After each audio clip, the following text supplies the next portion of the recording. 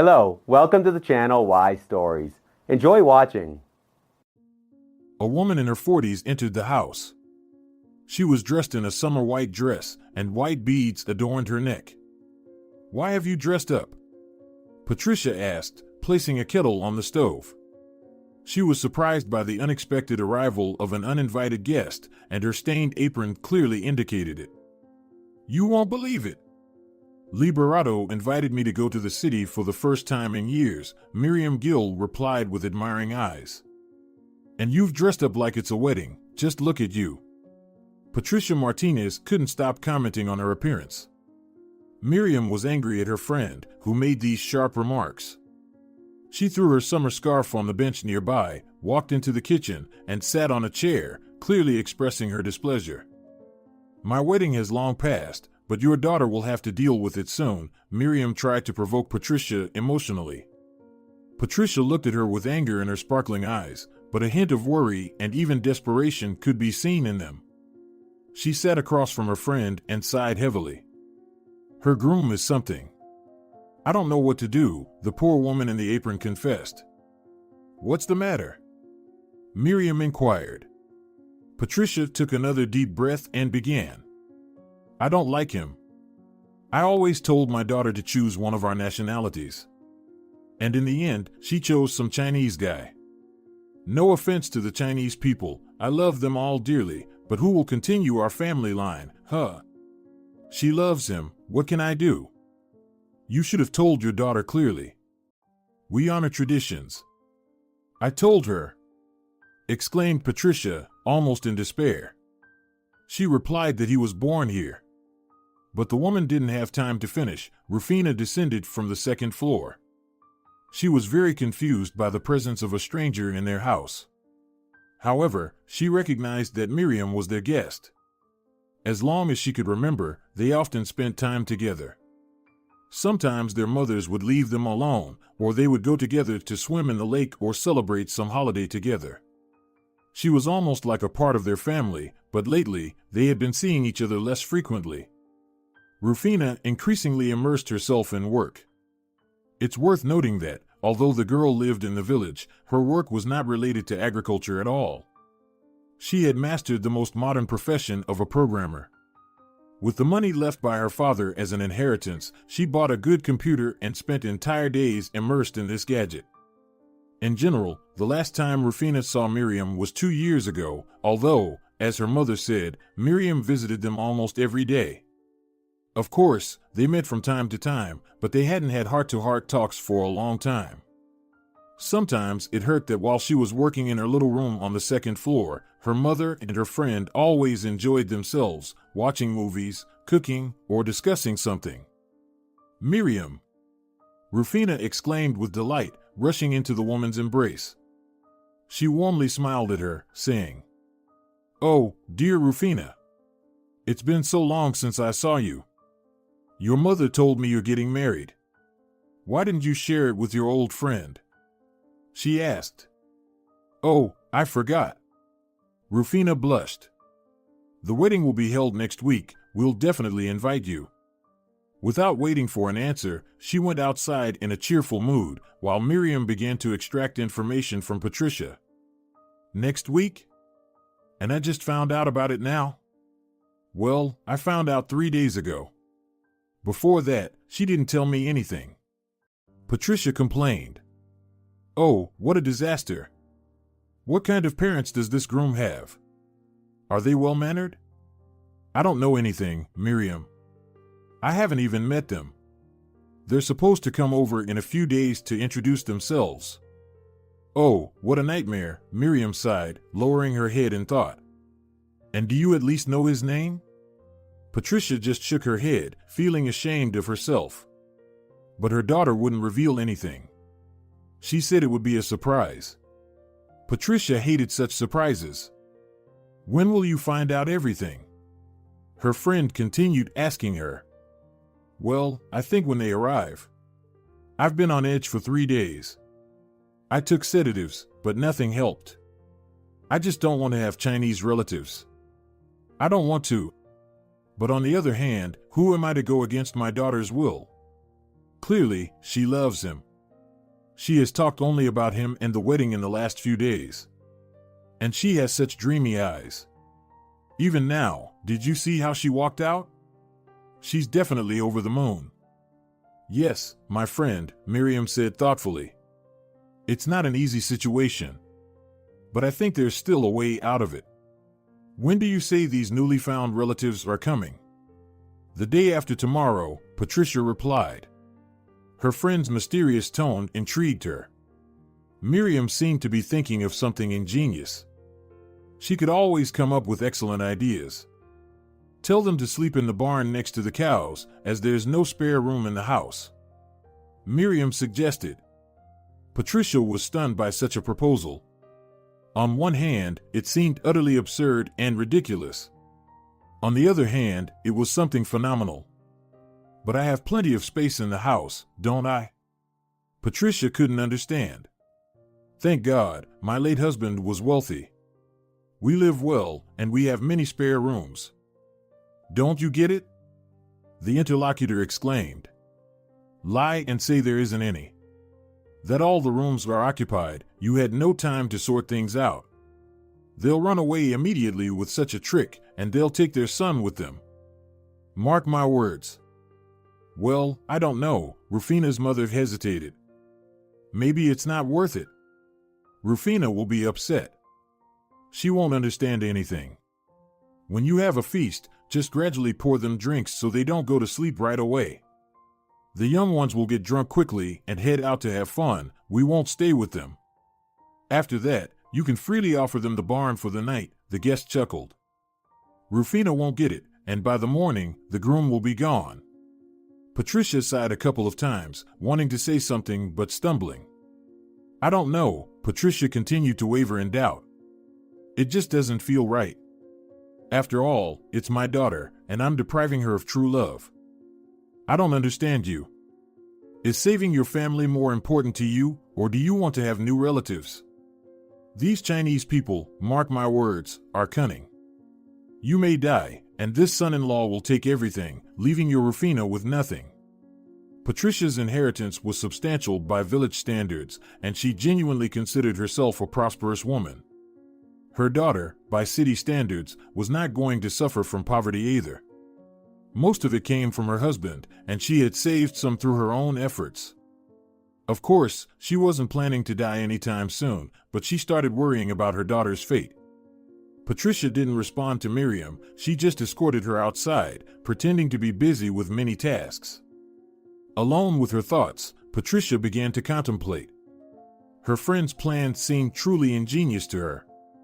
It would undoubtedly succeed, but what if this deception were revealed? Rufina would never forgive her. She couldn't let her find out. That's why Patricia decided to add her own twist to this excellent plan. Rufina returned home 2 days later, arm in arm, with her fiancé. She deliberately went to meet him at the station. Patricia, in turn, was waiting for them on the porch. Evaluating the appearance of the future son-in-law, she realized that she had been slightly mistaken. He was quite handsome, with little resemblance to a Chinese. But still, it was evident that his roots were definitely not Spanish. This fact deeply disappointed the future mother-in-law. Good day, Patricia, the young man said, showing his pearly smile. I'm delighted to see you. My name is Vidal. Rufina has told me a lot about you. He introduced himself politely and extended his hand. Patricia shook his hand warmly in response. She invited them into the house, with Rufina entering first, followed by her future husband. The girl decided to give him a small tour of the house, while Patricia was waiting for the parents of this young man. However, 15 minutes passed, then 30, and no one came. Perplexed, she entered the house and approached Rufina to find out the circumstances of such behavior by the future relatives. Darling, where are our guests, actually? Rufina pulled away from Vidal and turned to her mother. Her face took on a slightly serious expression. They will arrive in the evening. You don't have to wait for them now, Mom, Rufina smiled. Patricia was a bit disconcerted. She thought it was an inappropriate tone, but she kept silent. She didn't want to discuss these people in front of her son. She had already set the table and was now sitting in the dining room, reading the newspaper, awaiting the dear guests. Suddenly, Rufina entered the room. She kept glancing around as if she were afraid of being watched. The daughter gently closed the door to the dining room and almost tiptoed to her mother. Patricia was intrigued by this behavior. Rufina rarely acted so strangely. "Rufina, what happened?" Patricia asked. Rufina looked around, but no one was behind her. This fact seemed to calm her, and she sat on a chair next to her mother, asking, "So, what do you think of him?" Without hiding her excitement. Patricia was taken aback. She did not expect that her opinion would be so valuable and important to her daughter. "Well, Patricia began. "Mom, faster. Vidal won't spend half an hour looking at the painting on the second floor." "Well, he's good." "Is that all? Is that all you can say?" Patricia was embarrassed by her daughter's insistence, but she had no desire to say everything that was on her mind, as she did to Miriam the day before. Rufina would never forgive her for that. She asked for an independent opinion, so she would get it. "He's quite well-mannered and polite." "I like your choice, my dear," Patricia said. It cannot be said that there was no truth in this, as Vidal did indeed make that impression. However, the old convictions did not disappear. Patricia, despite her reluctance to give her daughter away to him, still held the same opinion. "Cool. Thanks, Mom. Love you," exclaimed Rufina joyfully, kissing her mother on the cheek. Then she quickly ran away. And within a few seconds, the spacious dining room was empty again. Observing the clock on the beige wall, Patricia delved into her thoughts. Back then, she and her husband were just settling into this house. Construction debris was piled up everywhere. The rooms were filled with unpacked boxes, but Patricia anticipated the happiness she would feel when the renovation was finally finished. Mario had recently been promoted at work, and they received a substantial bonus. The couple had finally decided to take this serious step, buying their own house. Patricia was tired of living in his parents' house. Moreover, this wooden house was certainly not the culmination of her dreams. And now they could afford this brick, two-story house with a stove and even a built-in toilet. Well, it was certainly their dream house. "Wow, Patricia." Miriam also admired entering her friend's new home for the first time. "What a splendid house you've built. It's so bright and clean. It's for our future little daughter." Patricia smiled, caressing her growing belly. "And how did you know it would be a girl?" Her friend laughed. "At that time, ultrasounds weren't yet widely used. I just know, that's all." "We're choosing between Valeriana and Rufina," Patricia responded with a sly smile. "Mario really wants Rufina, he insists a lot. But we'll see as time goes on." Suddenly, Mario entered the house, carrying a large box in his hands. The women looked at him with surprise. He went into the living room and took out an item from the box. They were clocks, large wooden clocks. He hung them on the nail in the wall. "Now we'll always know what time it is," he proudly announced. Patricia smiled and gently kissed her husband. "I don't care how much time passes as long as you're with me. I'm ready to live with you forever," she said. So, a month passed, the term was already 6 months, and her belly was clearly visible to everyone. Everyone was already asking what they would name their child. But it was fate that made the choice. Outside, it was a very gloomy, rainy evening. Patricia was sitting by the stove, cross-stitching a picture that would soon depict their garden. Suddenly, someone knocked on the front door. After it, lightning flashed and thunder rumbled. It was frightening and nerve-wracking. Patricia reluctantly got up from her chair and went to the door. She did not expect to see a police officer. "Good day. Are you Patricia Martinez?" he asked. "Yes, it's me," the frightened woman replied. "May I come in? I need to tell you something, but I don't think I can do it outside." Quick-witted by nature, Patricia was always ready for trouble, so she stopped the man bursting into the house and asked, First, please show your license." The man started looking for it in his pocket with a very dissatisfied expression. Finally, he pulled out a small card. "Well, all right. Please come in," Patricia said. No, she wasn't afraid of the police. She loved and respected this profession very much. Partly because her husband was also a police officer, he taught her various tricks and informed her about safety and the existence of scammers, explaining how to protect herself in the most challenging situations. So, she had a general idea of how to stay safe. When she led the police officer into the living room, she examined him once again. Indeed, he was a law enforcement officer. Her intuition never let her down. "Coffee?" she politely offered. "No, thank you." "It's better if you sit down," the man said in a calmer tone. Patricia looked at him with surprise, but followed his request, sitting opposite him in an armchair. "I have the difficult task of informing you of some news," he began seriously. Patricia frowned and leaned in closer. "Your husband died on duty," the man finally said. It was evident that it was not easy for him. Even his face changed, reddening. Patricia did not react to these words for a long time. Her face remained unchanged, but the reaction was evident through the tears streaming down her cheeks. When she noticed it, she leaned back in the chair, still showing no emotions. "Patricia," the police officer said sympathetically, gently touching her trembling hand. "Your husband will forever be a hero. You must remember only the good things about him." "Our child," the woman said in a quiet and hoarse voice.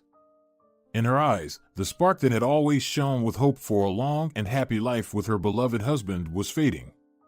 The police officer did not say anything. He just sighed quietly and lowered his head, still holding Patricia's hand.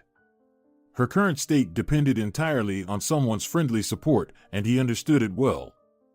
After a few minutes of silence, Patricia finally asked, "How did he die?"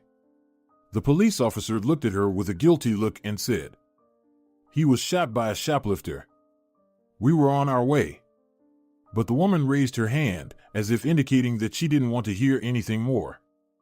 "I think, for now, I shouldn't know the details," Patricia explained in a subdued voice. The man didn't say anything more. They had been sitting like that for another half hour. Soon, Patricia began to recover a bit from the shock she had just experienced. "Tell me, how did it happen?" she asked sternly. "I won't be able to live without knowing." "We were recent partners," the police officer began. "You do know Valerio Cano, right?" "Of course," she nodded. "He's a friend and partner of Mario. So, this time, he fell ill, and I was teamed up with Mario. As usual, we went on a mission. Mario was thinking of going home to you. Our shift officially ended half an hour ago. But our chief insisted we go to the scene. There was no choice. We arrived at a small toy store, and the glass was shattered there. We didn't want any commotion. No one threatened the criminal with weapons. Mario volunteered to just talk, but suddenly the thief shot him. I didn't expect it. No one did. I rushed to help, radioed for backup, and called an ambulance. But Mario asked me first to catch the criminal. When I was about to run and find him, I saw the guy sitting on his knees. He was crying and saying he didn't want this. Unfortunately, whether he wanted it or not, the bullet hit the most vital organ, his heart. The doctors couldn't do anything. But while we were waiting for medical help, Mario managed to write this note to you. Well, I was writing while he was saying it. The police officer handed her the piece of paper. It was stained with blood, and Patricia's heart sank.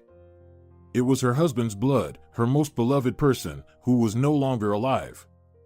With trembling hands, she unfolded the paper. "Patricia, my dearest, I'm dying.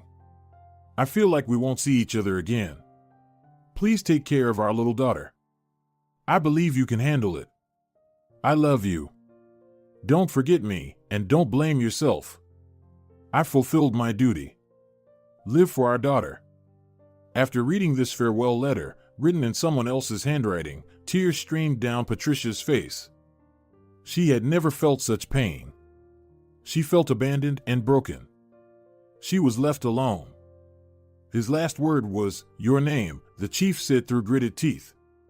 It seemed like he could barely hold back tears and emotions.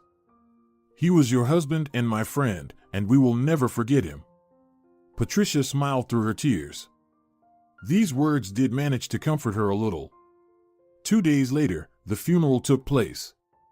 Poor Patricia had been standing for a long time by her husband's fresh grave, crying incessantly. "How will I live without you, Mario?" she cried. "I won't be able to, and I won't cope with it. We wanted so much to raise our daughter together." The same police officer was watching it. He was hiding behind the trees and also cried from time to time. He understood that he was also guilty of it. It was so unbearable to watch his wife suffering that he eventually left. Patricia, however, had been sitting near her late husband's grave for a long time. Well, at least the trial turned out to be fair. The thief turned out to be a young man, almost the same age as Patricia. What the hell was he doing in a toy store? Nobody, including himself, could explain. There was no huge profit in the cash register. They didn't even have a safe. What was the innocent police officer killed for?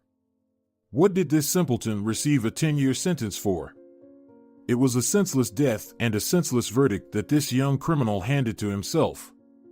Patricia didn't want to be present in the courtroom. She didn't want to see the face of her husband's killer.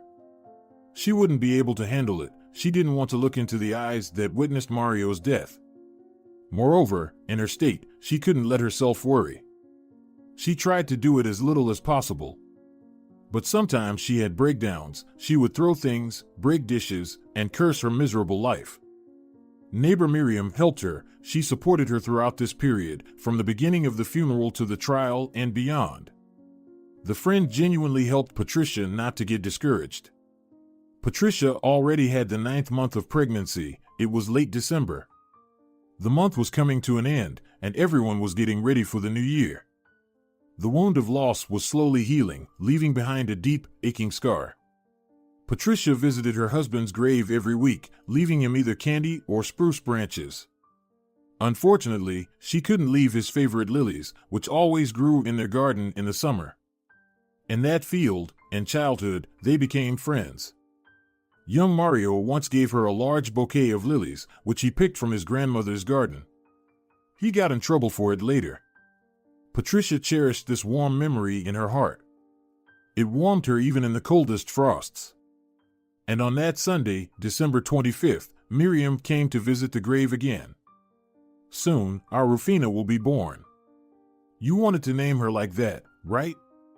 she asked, hoping for an answer. Well, of course, there was no answer. Instead, there was complete, undisturbed cemetery silence. Nothing here disturbed Mario's peace. Snow covered his grave like a white blanket. Patricia smiled, knowing that he was now in a better place. "You know, Miriam sewed such beautiful dresses for our daughter. She will grow up to be the most beautiful girl in the village. And then she'll meet some boy in that field, and he'll give her beautiful lilies. Like you gave me.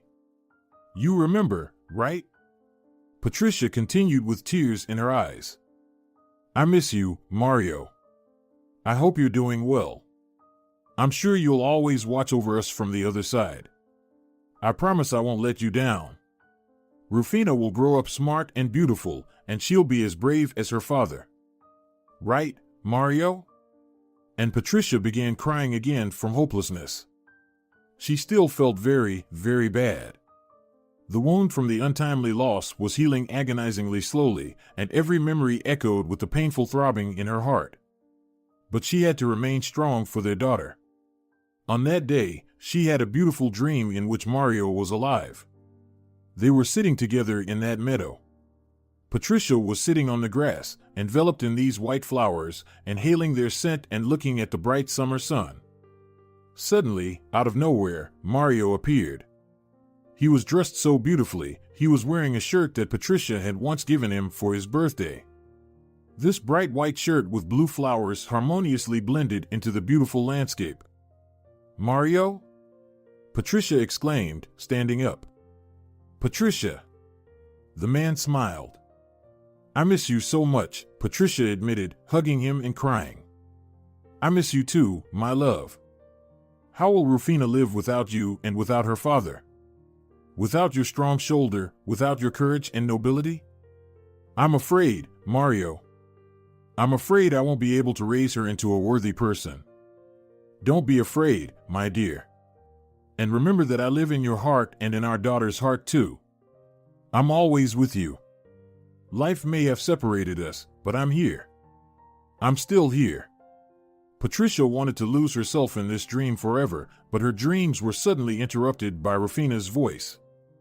The woman woke up and realized that an hour had passed. These hours seemed enchanted. It was like she had plunged into the past. But now it was time to go back to the present. Mom, are you here? Rufina asked mockingly, waving her hand in front of her mother's face. Patricia fully woke up. Her daughter was standing in front of her, and behind her was her fiancé, who seemed concerned about the future mother-in-law. Are you okay? Vidal asked with a concerned tone. Yes, sorry, Patricia politely replied. Are the guests already on their way? Yes, they will be here in an hour. Vidal and I will go meet them. We wanted to tell you this, Rufina said. Oh, yes, of course, go ahead. I'll prepare everything here. Rufina cast another strange look at her mother and still left, taking Vidal with her. Everything was fine with this guy, only one thing was missing. He didn't have any Spanish roots. Well, he didn't look like a Spaniard at all. As soon as they have children, people will immediately call them little Chinese. It hadn't been 15 minutes since the young couple left for the station. Miriam was already there. Patricia noticed her when she was seeing off the couple from the porch. Why are you snooping around here? Patricia grumbled, giving her friend a stern look. Well, I was wondering when my brilliant plan would come into action. And you took your time, Miriam replied with a hint of impatience. Who knew they would only arrive in the evening? Well, don't be so loud, it'll work for us. The young ones will settle down earlier, and you can put these poor souls in their little house. They entered the house together. Miriam looked around and made an admiring sigh. Look what you've done here. Wait, usually it's not beautiful here? Patricia grumbled again. Miriam was starting to annoy her. Why are you so nervous? I dreamt of Mario, Patricia admitted, lowering her head. Miriam even sat down on a chair in shock. After what he said, I feel like I'm making a mistake. Maybe I shouldn't deprive our daughter of love? Patricia looked into her friend's eyes, trying to find an answer. No, you're absolutely wrong. This way, you'll protect your daughter and find her a more suitable match, Miriam replied seriously. A match? Are we in the 17th century? Well, you've got me wrong. In general, you need to find her a worthy fiancé, not this useless layabout. Well, you don't even know him, Patricia said. She didn't like the tone Miriam was using with her. Do you know him? Why are you defending him at all? But Patricia didn't have a chance to answer that question. They had arrived. Patricia glared at her friend and pushed her towards the back door. Miriam was definitely not needed here now. So, Patricia was very nervous before meeting her future in-laws. Although deep down, she hoped they wouldn't be as bad as she feared. Her hands were shaking, but she took a deep breath and went to open the door. Hello. Finally, you've arrived. Patricia forced a smile. She was trying to show joy as best she could. Please, come in. Vidal's parents entered the house, and behind them came the happy young couple. Due to the twilight and excitement, Patricia couldn't see the faces of these newly arrived guests at all. Rufina immediately invited them to the dining room, and they carefully examined the interior, admiring how everything was arranged here, clean and cozy. How glad I am to see you. Well, let's get acquainted. My name is Patricia Martinez. You can just call me Patricia. The woman introduced herself, smiling broadly. I'm Aniceto, and this is my wife, Azucena. We thank you for such hospitality. Now Patricia could get a better look at these two. As her daughter said, their family belonged to a very small ethnicity. No one in their village had even heard of such a people, and it turned out they existed. They lived here, but their appearance resembled Asians, as they had narrow eye slits and dark hair. But here it must be acknowledged, Vital's mother looked really good, more beautiful than many young girls from their village. On the one hand, this irritated Patricia a lot. On the other hand, she involuntarily thought, what if Vidal and Rufina would have a daughter? She would probably be as beautiful as her future grandmother.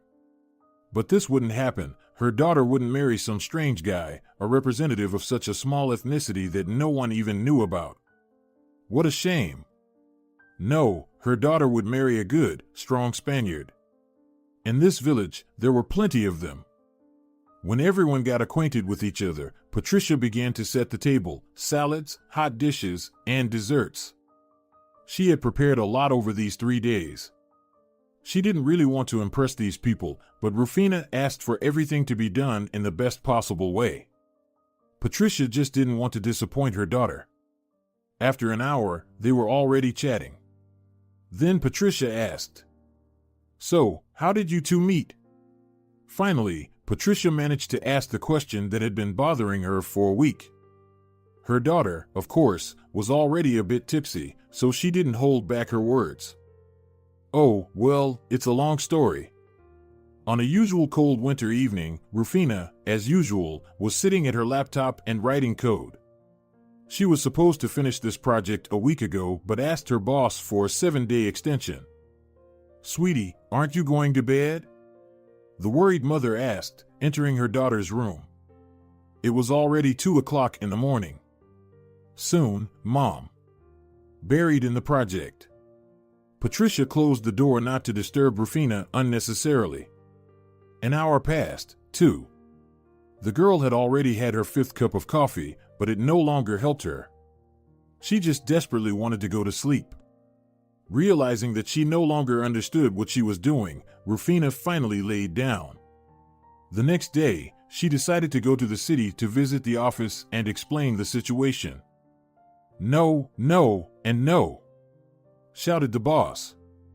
"I've already barely convinced our clients. If you don't finish by the end of the week, you're fired. Do what you want, but create this damn game already." "But, Ciro, it's physically impossible. If you remember, I started working on this project 2 weeks ago, even though it was originally given a month. And you gave it to me on such a short deadline because one of your employees decided to quit. Why did you dump so many extra responsibilities on me?" Rufina asked indignantly. "Are you going to reproach me? One more word, and you'll fly out of here like a cork. I took you without a higher education and gave you a chance, even though you had no work experience at all.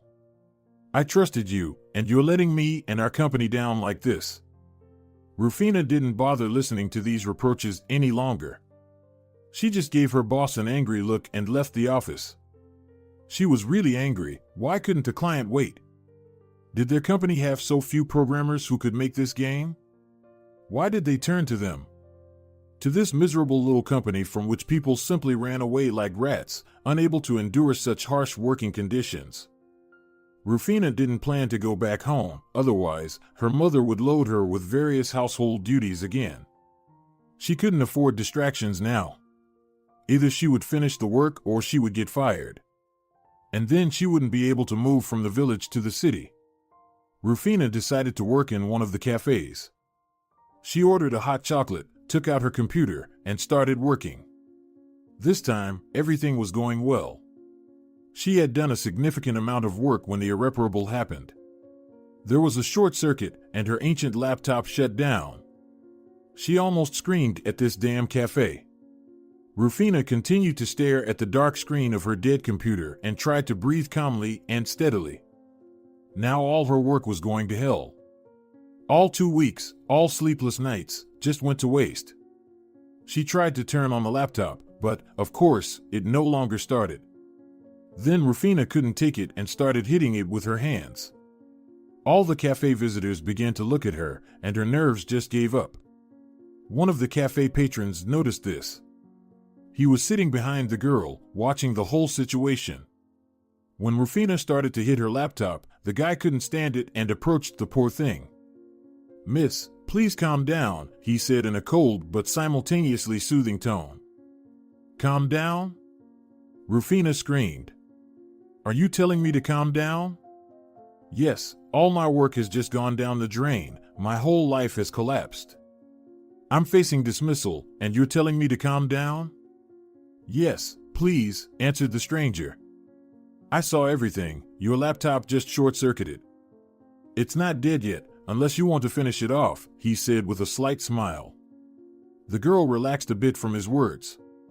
She started hoping for a better outcome.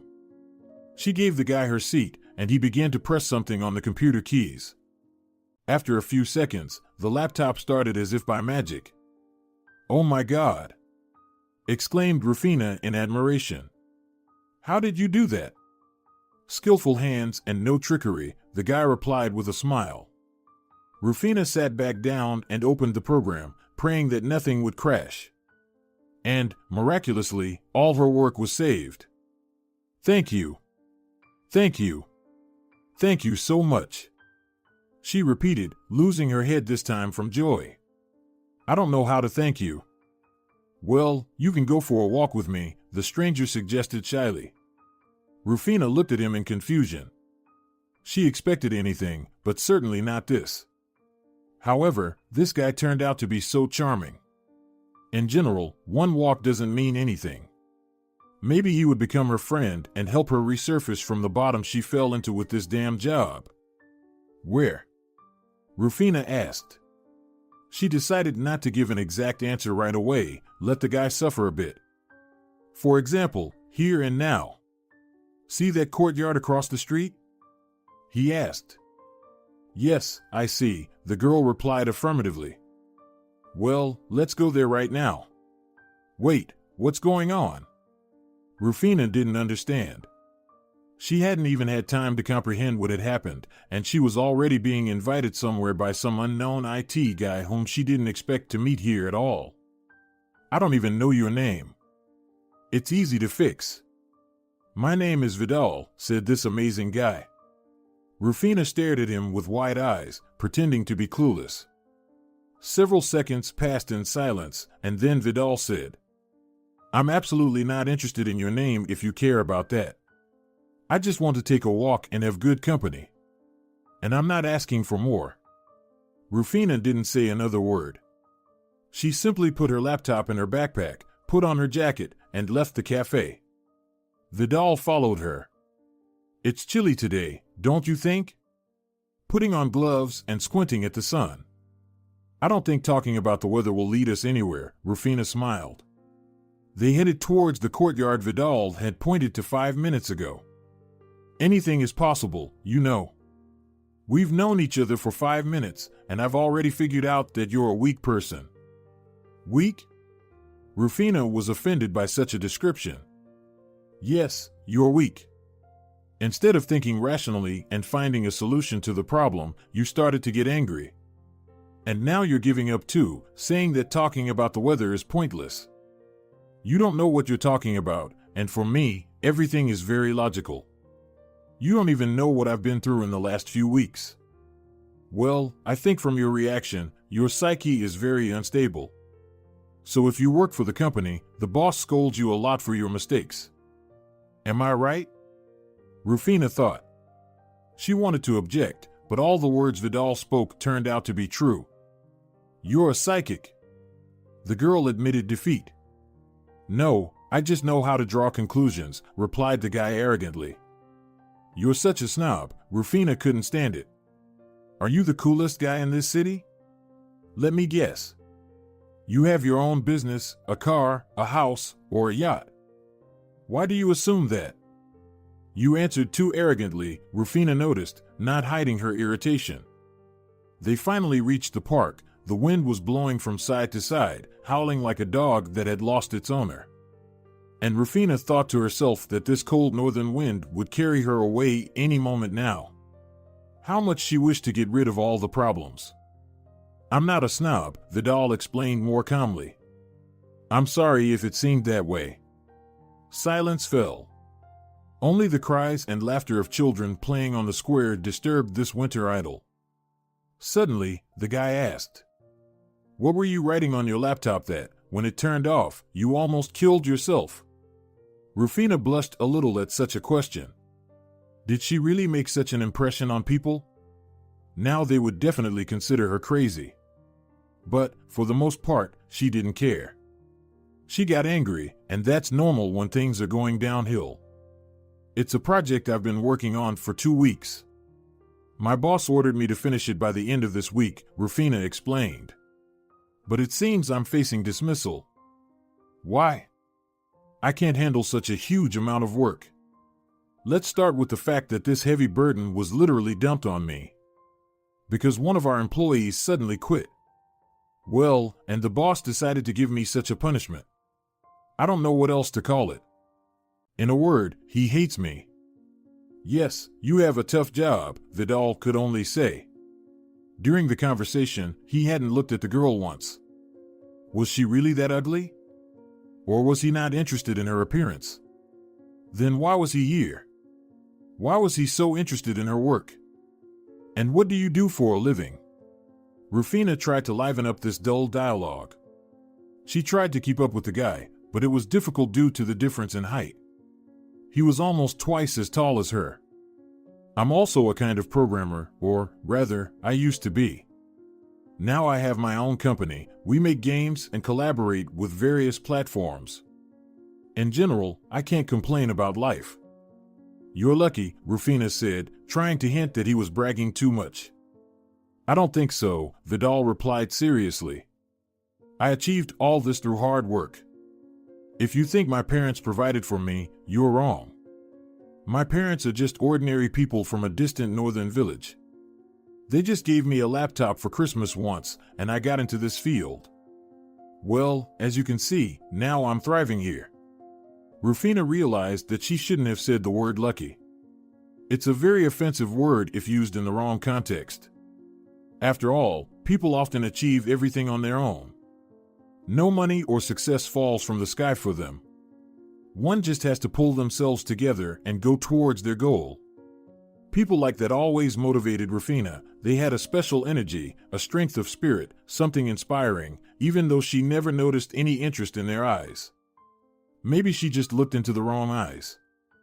"I can help you with your project," the stranger suddenly offered. "Excuse me?" Rufina was almost stunned by such a question. "Well, you say you don't have enough time, you might get fired. And here I am, telling you about my success. Really, do you want some help?" "Well, no way." Rufina firmly declined.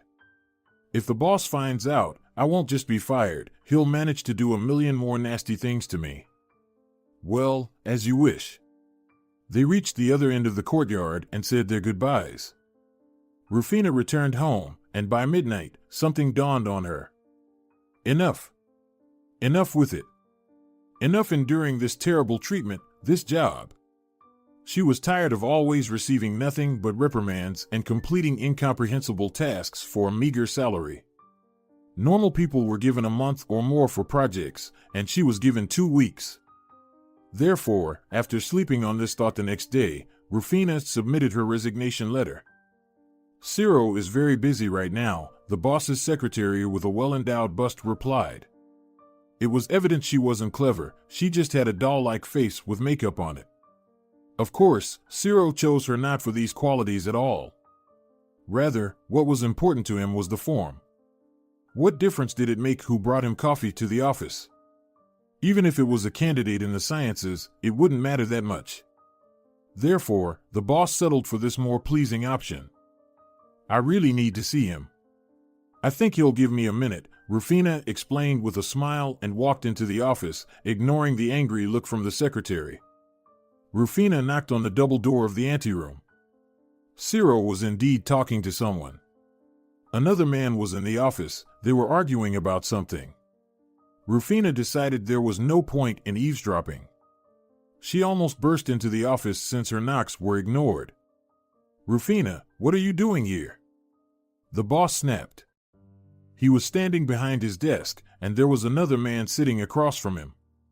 Rufina couldn't see his face because he was facing away. And he didn't even turn around to find out who came in and disrupted their meeting. Now, this could really be called ignoring the situation.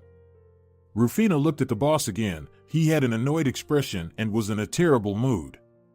Maybe he'd be pleased with the news that she no longer worked there? She took a deep breath to prepare for the battle and confidently approached the desk. She almost threw her resignation letter in front of him and was watching Ciro's reaction. "What's this?" he asked in confusion. Shock, mixed with incomprehension, froze on his face. "I want to quit," Rufina declared proudly. "Rufina, let's save it for later," the boss tried to calm her down, pointing to the client. "Can't you see I have a client here?" Rufina glanced at the client, and her mouth dropped open in astonishment.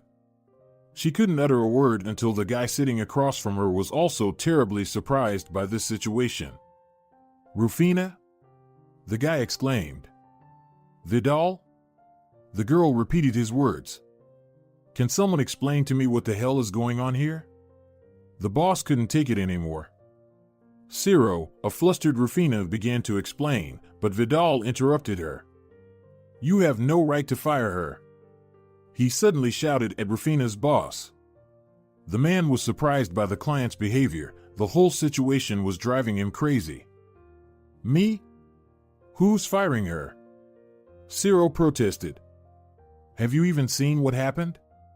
She submitted her resignation herself. Because she knew you'd fire her if she didn't finish a project. The one you forced her to complete alone in 2 weeks. Vidal, this is your order," the boss blurted out. The room fell silent instantly. Only the clock reminded them that time was passing. "Wait, I don't understand anything," Vidal finally said in complete confusion. "I don't understand either," Ciro continued to protest. "Hold on," Rufina shouted over the men. "I'll explain everything." Ciro. Then she realized that her boss already knew her conversation partner's name. "We accidentally met him yesterday in a cafe, and I couldn't even think he was our client." "Then what does your resignation have to do with it?" the boss asked. "I realized that I couldn't handle the responsibilities. I just don't have enough time. I dedicate all my free time to work, you see? I can't even spare a minute just to live." "What nonsense are you talking about?" the boss exclaimed. "I'm sorry," Rufina blushed and lowered her eyes. "In short, I've decided to quit. I think you can find an employee better than me." "How much more time do you need to finish?" Vidal suddenly asked with a serious expression. "A week, for sure. Then I extend my deadline, just don't quit." "But, Vidal, the documents clearly state," Ciro was about to object, but the client interrupted him with a gesture. "My lawyers will fix this inaccuracy. I repeat, I'm extending the deadline," the guy explained calmly. Rufina looked at him as if he were her savior, appearing out of nowhere. She threw a random glance in the mirror and saw her face there, beaming with a wide smile. She immediately told herself to suppress this extra emotion. It was definitely inappropriate right now. "Why did you do that?" Rufina asked when they left the office. "I know what it's like to look for a new job. I've been through it many times, and believe me, it's insanely difficult," Ciro explained. Rufina almost ran to keep up with his wide stride. "How can I thank you?" "You can go on a date with me," the guy said, then fell silent. His eyes seemed to widen. "Oh, sorry. I said something stupid. I must be tired." Rufina smiled. Now Vidal didn't look as insensitive as she saw him yesterday or in the office. He was, after all, vulnerable, very vulnerable. Rufina realized that, of course, he didn't say that just like that. Such words simply cannot be uttered accidentally. "I would go," the girl whispered shyly. Vidal suddenly stopped, and Rufina did the same. The guy looked into her ocean blue eyes, trying to find the truth in them. He couldn't believe that she could respond like that. A cheerful and lively girl like her would never even look at such a gloomy grumbler like him. Perhaps it would have been like that if not for that incident in the cafe that brought them together forever. Well, that's the story, Rufina concluded enthusiastically, taking another sip of strong coffee. It's so romantic, Azucena exclaimed, wiping her moist cheeks with a handkerchief. Vidal, why didn't you tell us earlier? Rufina and I agreed it would be a surprise for both families, the guy smiled, looking at his beloved. But she wasn't looking at him, as sleep was already overwhelming her. She even yawned several times. I think Rufina and I will go to bed. What do you say, sweetheart? The guy asked his future wife. Upon waking from her dreams, she stirred and said, What? Oh. Yes, we'll go to bed. Mom, please make sure our guests are comfortable at night. Of course, dear. Don't doubt me, Patricia said with a smile, already planning her course of action in her head. For now, everything was going as planned. Patricia spent about an hour chatting with her new acquaintances. They shared a bit about their lives. Oh, but your Rufina is just a wonderful girl. I met you, and now I see where she got it from. Azucena admired repeatedly. Patricia felt embarrassed. According to the rules of politeness, she had to reply. Your son is also just amazing. They look so good together.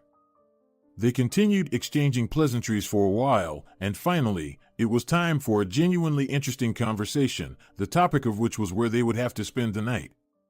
I'm embarrassed to say this, Patricia said, looking down. We have only one guest room, but it's all cluttered. If my daughter had told me about your arrival a little earlier, I would have cleared it, of course. I'm very sorry that it turned out this way. It's okay, Azucena replied with understanding. We just need a place to sleep anywhere. At this point, Patricia almost celebrated her victory. She had a smirk on her face, signaling triumph. These people had chosen their fate, all Patricia had to do was offer. And, of course, the woman didn't miss this chance. You know, I have an idea, Patricia exclaimed. I have a great warm barn in the backyard. The animals won't bother you, and there's soft hay there. Patricia expected some lively reaction or even protest, but their faces remained calm. This surprised Patricia. She thought the guests were shocked by what they heard and that they were too drunk. How do you like my idea? Patricia asked quietly and uncertainly when the silence began to get on her nerves. We agree, Aniceto exclaimed with enthusiasm. Patricia smiled at him, although she didn't quite understand why he was so happy. But she wasn't too worried about it anymore, as they wouldn't be here tomorrow. The barn was quite close to the house, but it still took about 2 minutes to get there. When Patricia opened the doors, they immediately felt the heavy smell of cows. The building was quite large, accommodating 2 cows, a chicken with roosters, and even a horse that Mario had once won in cards. He was incredibly lucky that day. Patricia initially wanted to sell the horse, but her husband didn't want to part with the creature, and the decision was made to keep the horse. Rufina used to ride the horse occasionally as she grew up, but with each passing year, she became more engrossed in work and soon forgot about her faithful friend. The horse was only occasionally taken out for a walk. Patricia was angry that she had to feed and take care of it, although it brought no benefit. But this animal held the memory of Mario. And, of course, neither Patricia nor Rufina would ever sell it. The smell of animals didn't bother the guests at all. They walked as if nothing had happened. This greatly irritated Patricia. Couldn't they see or smell clearly? Well, Patricia uttered, not knowing what to say in such situations, today you can sleep here. Thank you, hostess, Azucena suddenly exclaimed and hugged Patricia tightly, smiling. Patricia was standing with rounded eyes. She didn't understand why these people had such a strange reaction. But instead of prying into the motives of the slightly intoxicated guests, she simply wished them a good night and went home. That night, she couldn't sleep. It felt like she had just made a terrible mistake. She worried about how her daughter would take it. What if she finds out everything? No, that cannot be allowed. Such thoughts haunted Patricia the entire remaining night. Of course, by morning, she was a wreck. When she woke up, she smelled the freshly brewed coffee. This seemed like an alarming sign from the beginning. Rufina wouldn't make coffee if they had quarreled with Vidal. Patricia got out of bed, quickly put on her robe, and ran downstairs to find out what had already happened. She was mentally prepared for a scandal and hoped that everything would pass quickly and as painlessly as possible. She walked through the corridor straight to the kitchen. There, her daughter and future son-in-law were already standing. "Mom!" Rufina exclaimed joyfully. "Finally, you're awake. Why so late? Breakfast has been on the table for a long time." Patricia didn't understand anything. Why was her daughter in such high spirits? She expected that curses and fists would rain down on her, and Rufina would throw herself at her in hysteria. But everything was too calm. There was a genuine idol in the kitchen. "Patricia," Vidal said, "I am so grateful to you for your service." Patricia didn't understand anything at all, so she couldn't give a coherent answer. "What are you talking about?" She asked a difficult question in a quiet voice, sitting down at the dining table. Rufina served her breakfast, scrambled eggs with bacon. It was her favorite breakfast. Surprisingly, Rufina rarely cooked it. Maybe there was poison in it. Perhaps her daughter decided to retaliate against her nasty mother in this way? "Thank you, I'm not hungry," she immediately replied to her daughter and pushed the plate with the delicious food away. Rufina looked at her as if she were crazy or sick. The girl was about to ask why her mother didn't want to eat, but she didn't have time. Vidal started the conversation.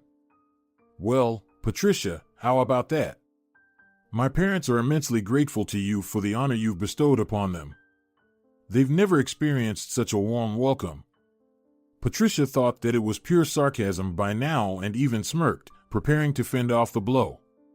She was about to reply when Azucena and Aniceto entered the room. The man had a straw stuck in his hair, but the faces of both were happier than those of sleeping babies. Patricia completely didn't understand anything. Why was everyone so happy today? After all, last night, she had done such a nasty thing.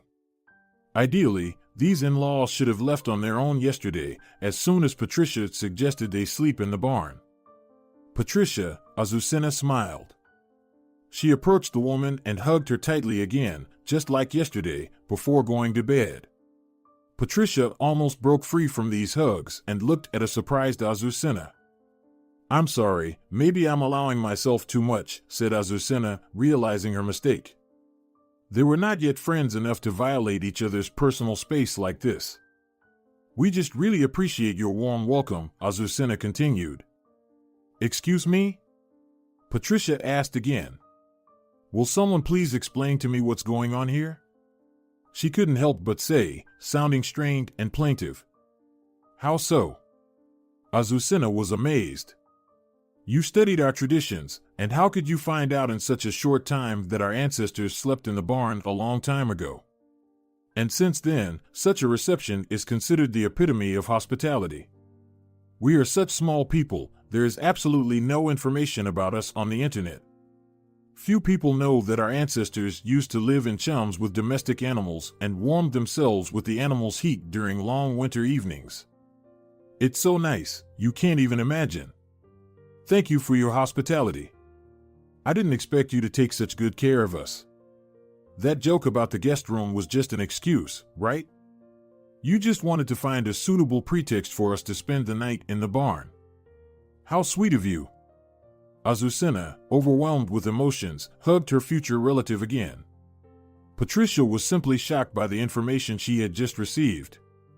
She didn't expect that hosting guests in the barn was something honorable. It seemed that now she had only worsened the situation. From now on, Vidal's parents will always thank her for this deed, although everything was supposed to happen completely the other way around. Patricia said, "I'm very glad you liked it. I wanted to make such a small surprise," she lied. "It's nice that you liked it." An awkward silence ensued, only interrupted by the flow of water from the tap. Rufina was washing the dishes and observing the whole situation. Now she was terribly proud of her mother. Patricia, knowing almost nothing, found information about traditions somewhere. She wasn't just a mom, she was a real hero.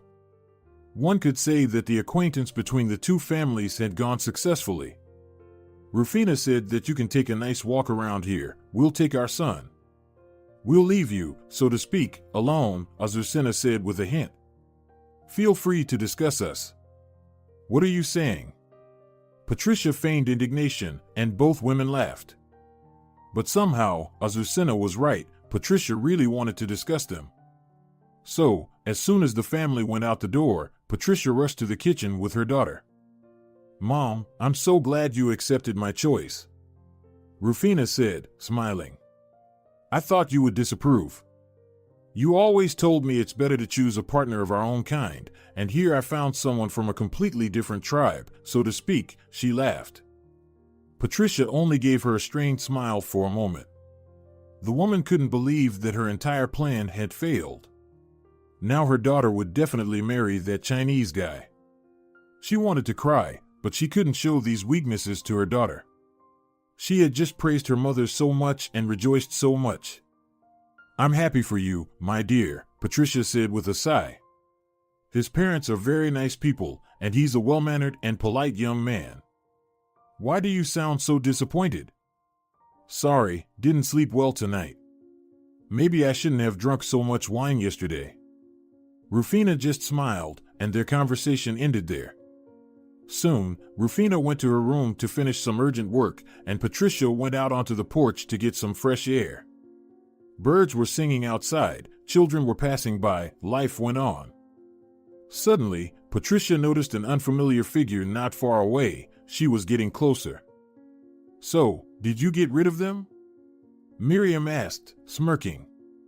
Yes, what's the use? Nothing worked, your plan didn't work. It turns out that in their homeland, it is considered the highest sign of hospitality, Patricia replied, lowering her head. Miriam laughed. Yeah, I know.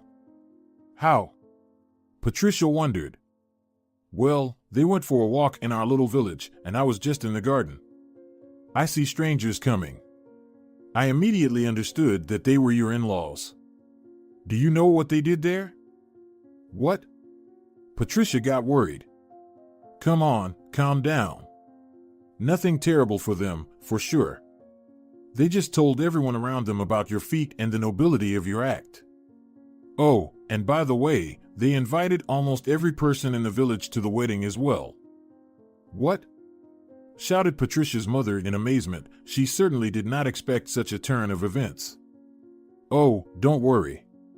Nobody cares about your wedding. At most, 5 people will come. But it's good to have more people around. Patricia sat on the bench and almost cried. Hey, what's wrong with you? Miriam asked, sitting down next to her. I don't want this damn wedding. Who knew they had such stupid traditions? The poor woman cried. Hey, you just... Suddenly, they saw them. The doll and his parents finally returned home after their walk. It was clear from their faces that everything went very well. Patricia noticed that they were carrying something black in their hands. They approached the porch and stopped. They were staring at Patricia, as if inviting her to come closer. Patricia looked back at the surprised Miriam and approached her future relatives. For your kindness, we want to give you this present, Azucena said and handed the woman the dark brown furs of some animal. The sable furs, the woman explained. They are the rarest, and you can make an excellent winter coat from them. Patricia was shocked by such a gift. She had never been given furs or anything like that before. Sometimes she even felt nauseous when she saw fur that had recently been on a living being. But suppressing her reflex, she politely thanked them and offered them lunch. The next day, Vital's parents left, and only the groom stayed in the house. And the wedding was just around the corner, less than a week away. During this time, Rufina had already picked out a dress for herself, flowers, and chosen the venue for the ceremony. It was Patricia who suggested celebrating the wedding at their village registro civil. It offered services for outdoor registration. Moreover, everything would be official. but not in the registry office building or anywhere within the district center. Rufina, of course, immediately accepted this proposal. It sounded very beautiful and romantic. They would have a wedding like in the movies. Wasn't it a dream? Also, Rufina chose a bridesmaid. She didn't have really close girlfriends, but she had many acquaintances there in the village. But Rufina didn't stop at just any girl, it was Miriam's daughter, Rosalia. Miriam was overjoyed, her daughter would be the bridesmaid of honor. She almost every day went to Patricia's house to admire Rufina's choice once again. Rufina made the right choice after all, she said. My Rosalia will be perfect as the bridesmaid of honor. Well, just wonderful. How happy I am that your daughter is getting married, Patricia. I'm so happy too, Patricia replied without any emotion, chopping onions. She had already reconciled herself to the fact that she would have relatives who looked like Asians. However, every day, she tried to come up with a reason to somehow sabotage this marriage. But nothing came to mind. It was simply impossible to find fault with Vidal. He was so well-mannered that he helped his future mother-in-law with everything: cooking, cleaning, the garden, the vegetable patch, and taking care of the livestock. Rufina watched all of this and was proud of her fiancé. She definitely made the right choice. And so, all preparations were complete. The legendary day had arrived. The building where the marriage ceremony was to take place was designed in the Spanish style. It was a genuine Baroque estate. Rufina was over the moon with happiness. Guests had already started arriving, and Rufina sat in her room, where they were doing her makeup and putting on the dress. Do you want the curl on this side or that side? Asked the stylist whom Rufina had hired from the city. To the right. I want the left side to be open, it's my good side, Rufina smiled. Suddenly, an agitated Patricia entered the room. Everyone leave, I urgently need to talk to my daughter. She shouted. Everyone looked at her strangely, but still complied with this nervous request. Mom? Rufina looked at her mother in confusion. What are you doing here? Did something happen? It did, sweetheart. Rufina stood up from the chair and approached her mother with a lump in her throat. Come on, speak, pleaded the daughter. Darling, I honestly don't know how to tell you this, Patricia said, averting her eyes to the lower left corner. Mom, speak. He. Just say it. He was kissing another girl, Rufina. Patricia finally blurted out. Shock froze in her eyes, and Rufina, upon hearing this, collapsed onto the couch. She felt so sick, breathing became heavy. Her eyes stared into emptiness, and her heart pounded wildly. No, she whispered. He couldn't. You must be mistaken. Darling, sympathetically uttered Patricia, sitting on the couch next to her daughter. I understand what you're feeling right now, but... No! Rufina shouted. You're lying. This can't be, he couldn't do this to me. Rufina, sweetheart, when have I ever lied to you? Patricia asked sincerely. Everyone fell silent. Clearly, Rufina was deep in thought. Her mother had indeed never lied to her. What would be the point of doing so on her happiest day? No, her mother wouldn't act this way. After realizing this, tears streamed from Rufina's eyes, and a real hysteria began. Patricia hugged her, trying to provide support, but then something unexpected happened. Rufina jumped off the couch and started tearing her pristine white wedding dress. Fabric scattered around the room as she ripped it to shreds, growling like a wild beast. After that, Rufina began to smash everything within her reach. Patricia was trying to stop her, but it seemed like her daughter was possessed by the devil. It was horrifying to watch.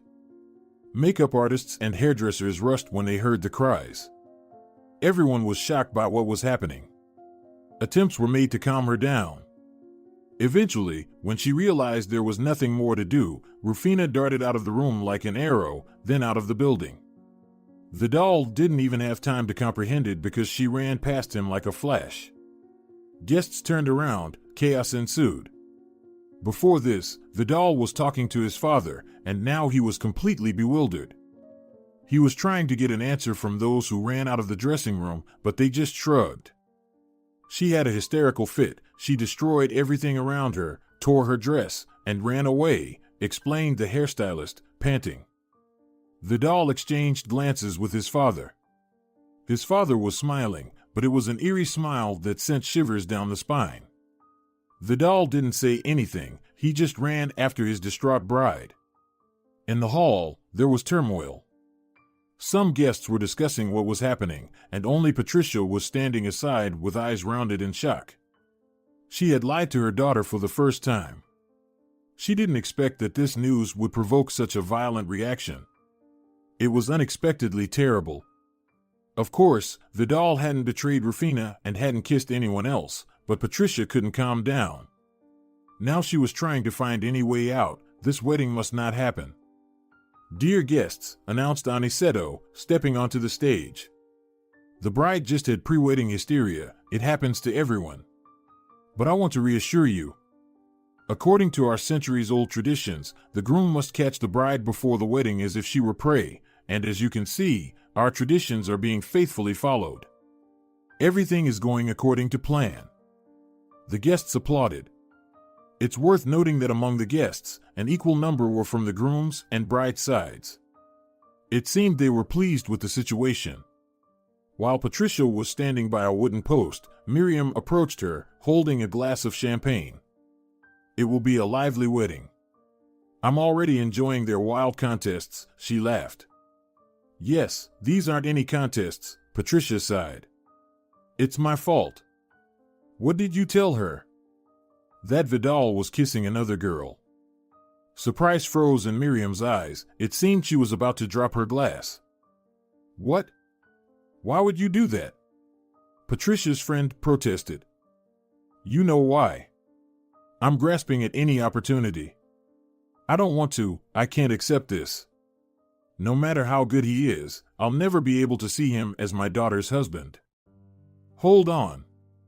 Miriam interrupted. "He's not your husband, right? Your daughter has to make a choice now. And only she has the right to decide who she wants to marry. They could have found her a good match here. She would have tolerated it and grown to love him." "No, they wouldn't have." Miriam continued to protest. "She met this man, and fate brought them together. So, that's how it should be, there's no other way. Stop being so principled." "What?" Patricia exclaimed. "You wanted to help me with this. It was you who suggested that darn dirty barn, right?" "But then I realized it's Rufina's life," Miriam insisted. "Only she will decide who to marry and who to send away." "You changed your mind quickly," Patricia retorted discontentedly and walked away. She didn't want to talk to Miriam anymore. While Miriam was on her side, as soon as her daughter became the center of attention, priorities changed. No, this wasn't how it was supposed to be. Patricia still hoped that Vidal wouldn't be able to explain the whole situation to his bride. And just as she thought about that guy, he appeared right there. Rufina wasn't with him, which was a good sign for Patricia. But things weren't that straightforward. Vidal approached his father and led him aside to keep their conversation truly confidential. "I didn't find her, but I heard something," Vidal whispered to his father, who perked up. "When I left the registry office, I looked around and saw two hairstylists. They were smoking, and I accidentally overheard their conversation. It turns out that while Rufina was getting ready, her mother interrupted her and kicked everyone out of that room. But one hairstylist overheard it by the door. Rufina's mom told her that I supposedly cheated on her and that I kissed another girl." His father's eyes almost popped out. He certainly didn't expect such nonsense from Patricia. "I think she just wants our wedding to cancel," Vidal continued whispering. "I know I said I don't like our traditions, but is there any custom that involves hiding a scandalous mother-in-law far away? So she doesn't interfere with us on this day?" He asked with a hint of a sly smile. His father understood the hint and winked at him. Vidal smiled in return as a gesture of gratitude and rushed to find his missing bride, who was struck by groundless jealousy. Meanwhile, Aniceto went to implement his idea of temporarily getting rid of Patricia, who was obstructing the wedding. The man stepped onto the stage and announced, "Dear friends," he proudly declared, "as you can see, our groom is currently following tradition. Well, to keep us from getting bored, I suggest having a bit of fun." Everyone supported him with silence, and Aniceto continued, "So, I propose that each of you tell some interesting stories about what happened to our young couple. Surely you have something in mind?" Laughter echoed in the hall. Of course, many new embarrassing stories, as there were Vital's friends, relatives, and also people from Rufina's side who were ready to share interesting stories. But for some reason, no one wanted to answer such an interesting question. Then Aniceto said, "Let's start with you," he said, pointing to Patricia, who was sitting at the end of the hall. All the guests turned to her, and she blushed. "Well, then," the woman pondered, "I have such a story." They handed her a microphone, and she began her story. It was a long time ago. Rufina was studying in high school and wanted to enroll in the theater university. At that time, I had acquaintances who were teachers at universities, precisely in that field. So, I called one of them. He suggested having a conversation with the girl to immediately find out if she had the aptitude for this activity or not. Rufina was terribly nervous before his arrival, memorized 5 poems, and did makeup. In general, she did everything she could so that he would choose her. Finally, Pedro Iglesias managed to visit us. My daughter and I set the table and seated him. We engaged in a wonderful conversation. The teacher noted that she had a very good speech and a rich vocabulary. In general, there were high hopes that she would be accepted into that acting school. And then, at one point, Rufina decided to bring a cake of her own making and coffee. She left us in the dining room and headed to the kitchen. She poured coffee into cups, arranged everything on a tray, and placed the cake in the center, a delicious one with cream. She carried the tray into the dining room with all its contents, and suddenly, right under her feet, a banana peel appeared. God knows why it was there. In general, that tray overturned right onto Pedro. The hot coffee scalded his pants, and the cake hit him right in the face. Can you believe it? All the guests burst into laughter. The end of this story is obvious, Patricia continued with a smile. Pedro was so furious that he rushed out of our house like a bullet. Rufina didn't leave her bed for 3 days, and she cried. She said it was her most shameful story in life, and I vowed not to tell anyone about it. But today is a special day. Everyone applauded. Patricia was amazed that she could entertain people. Although, in principle, it wasn't difficult, many were already in a cheerful mood. Well, Aniceto began to sum up, I don't think anyone has a funnier story. Personally, I don't have one about my son, for sure. He never did anything very funny or embarrassing in front of me. I think all of this happened in the circle of his friends. And so, let's acknowledge that Patricia has the best story about young Rufina. The guests applauded again. And of course, Aniceto continued, there must be prizes in every contest. We, of course, have them too. He gestured to Azucena, and she pulled out a white fawn from somewhere. Yes, indeed, this thing looked like a white fawn. She handed it to Patricia, and Aniceto explained. This is a carved ibex tusk with our traditional drink.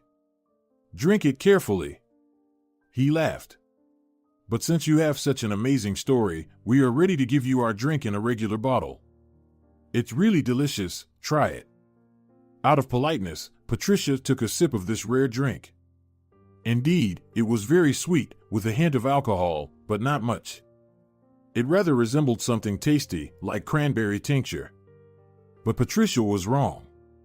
15 minutes later, her head was spinning, and after 30 minutes, the woman fell asleep. She sat in a sleeping state in the back rows, and no one paid attention to her. Everyone was already a little tipsy, and the brides were still nowhere to be seen. Could it be that the wedding wouldn't take place after all?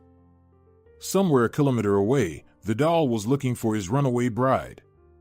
And where could she disappear to? But finally, he saw her. Rufina was sitting on a bench. Her white silhouette from a distance looked more like a ghost. Vidal approached her carefully and sat down gently, not to startle her. Pitiful sobs could be heard, and Rufina hid her face in her hands. Rufina, her boyfriend called softly. I know you don't want to hear me right now, but I want you to know. Your mother lied to you. I haven't kissed anyone. I haven't cheated on you. The sobs stopped. Rufina turned her head, her eyes crystalline from tears. Mascara ran, and all the makeup was ruined. How dare you speak ill of my mother? The bride exclaimed. She has never lied to me. And I have? Silence. It seemed that Rufina realized she was in a deadlock. She felt emptiness inside, and now doubt was added to it. What if her mother really lied? Why would my mom lie to me? She asked tearfully. The thing is, she doesn't want me to become your husband. What? Rufina was astonished. Now her eyes were filled more with shock and curiosity. They told me everything. Well, in general. Your mother is just against our wedding. I don't know why, but she fiercely tries to sow discord between us. Mom has never been against you. On the contrary, she said you were so well-mannered and good. I made a wonderful choice. So, she lied. Sweetheart, do you really think I could cheat on you? We've been dating for a year, keeping our relationship a secret until the wedding. Can I really betray you? Rufina pondered. Vidal never gave her a reason to be jealous, let alone think about infidelity. If everything was indeed like this, then the problem was with her mother. Why would she do this? Rufina was terribly angry with Patricia. How could she do such a thing? All those sweet words about what a good groom she had, all lies. She lied to her. I hate her, Rufina muttered through gritted teeth. Vidal finally mustered the courage to embrace her shoulders and say, Take it easy, my dear. Regardless of who that woman is, she's your mother. She always wants what's best for you. She just ruined my wedding.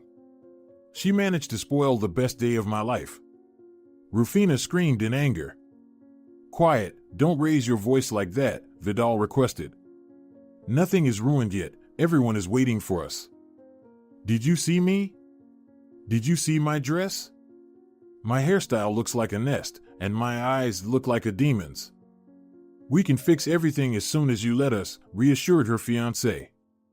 How? Just come with me. Finally, Vidal managed to persuade the girl to return to the civil registry. Rufina's makeup was fixed, as was her hairstyle. The main problem was the dress. It was so torn that nothing could be changed.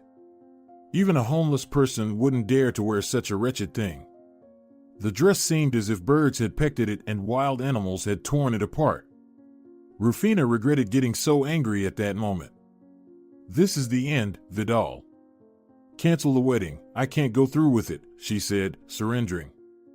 They were sitting in the room on the couch, trying to come up with some way out of the situation. No, it's not the end, came the voice of Vidal's mother, who suddenly entered the room. She held a black cover in her hands.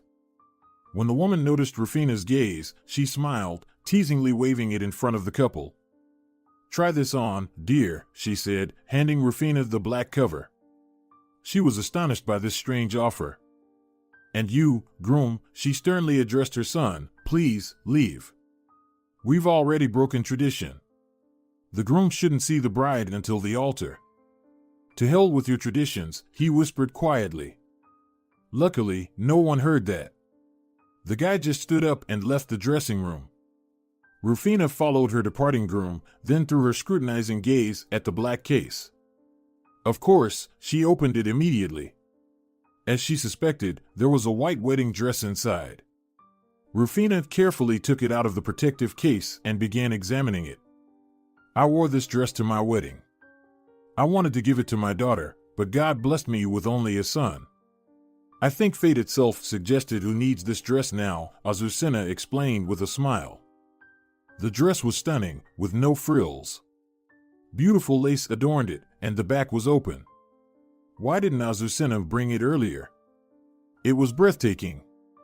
Rufina hastily began undressing, and Azucena helped her put on this wonderful garment. On Rufina's figure, it looked even more elegant. Rufina would wear it every day if she had the chance. It fit her perfectly. "It's like it's tailor-made for you," Azucena exclaimed. It was genuinely a heartfelt compliment. She was thrilled with her future daughter-in-law. "Thank you," Rufina exclaimed joyfully and rushed into the arms of her future mother-in-law. "Quiet, quiet," Azucena laughed. "You might tear that too. In that case, we'll definitely have to cancel the wedding." "Okay, I'll go tell them that you're ready now." Meanwhile, Vidal approached his father. They shook hands and smiled. "Well, did you find your lost love?" Aniceto asked with a laugh. "I did. It was challenging, but at least your tradition with Mom is upheld," Vidal remarked with evident good humor. "How is our homewrecker doing?" Aniceto glanced behind his son. The guy turned around and saw the sleeping woman at the back of the hall. "It's a pity she'll miss her daughter's wedding," Vidal said sarcastically. Suddenly, they noticed Azucena running towards them at full speed. She approached and, catching her breath, said, "Well, the bride is ready, let's start already." Everyone immediately busied themselves. Aniceto signaled to the main hosts and organizers. The host announced, "Dear guests, please take your seats. The wedding ceremony is about to begin." Rufina was sitting in her room, waiting to be called. She always wanted her mother to accompany her to the altar. But today, her dreams shattered against harsh reality. She wiped a tear from her cheek and proudly and confidently walked towards the exit. Today was her day, and she didn't care about her mother. Rufina was about to leave when the door swung open abruptly, and in the corridor, the girl saw her. "I want to accompany you," she announced. She said it with such maternal warmth and understanding that Rufina couldn't refuse. This woman truly seemed like an angel. She saved this day. Azucena took Rufina by the arm and led her to the aisle. Although it was a rural house, everything was decorated very modernly. Vidal's parents didn't spare any expense on his wedding, but it should be noted that Vidal himself could afford it. The couple could have organized the wedding in the city, but there was a reason to do it here. This place was special to Rufina. Her entire life unfolded here: birth, school, work, and she continued to live here. These familiar fields, forests, and lakes also lived in her soul. Vidal, on the other hand, didn't particularly love his hometown. He moved out of his parents' house at 16, and by 20, he could already afford to buy an apartment in a big city. But life is always unpredictable, and here he was, in love with a simple village girl. Or maybe not so simple. Could Rufina be called simple? Not every village person excels in programming or the world of technology. Therefore, the young couple considered this place perfect, a real dream. Everyone dreams of celebrating a wedding in nature. The ceremony began, and music was playing. It was a true delight for the ears. Rufina was thrilled. Walking with Azucena on the red carpet, all eyes were on her. At that moment, she felt like the happiest person on earth. Vidal looked at her with admiring eyes. He couldn't believe that this girl was marrying him.